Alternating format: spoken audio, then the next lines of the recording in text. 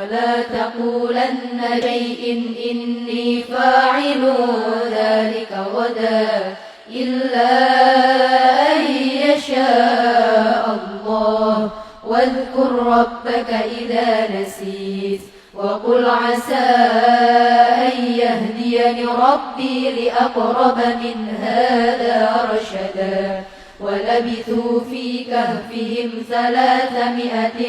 سنين وازدادوا 9 قل الله أعلم بما لبثوا له غيب السماوات والأرض أبشر به وأسمع ما لهم من دونه من ولي ولا يشرك في حكمه أحدا واتل ما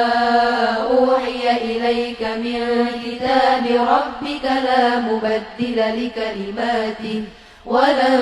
تجد من دونه ملتحدا واصبر نفسك مع الذين يدعون ربهم بالغداة والعشي يريدون وجهه ولا تعد عيناك عنهم تريد زينة الحياة الدنيا ولا تطع من أغفلنا قلبه عن ذكرنا واتبع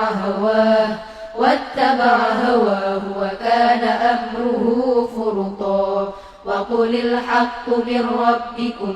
فمن شاء فليؤمن ومن شاء فليكفر إنا أعتدنا للظالمين نارا أحاط بهم سرادقها وإن يستغيثوا يغاثوا بماء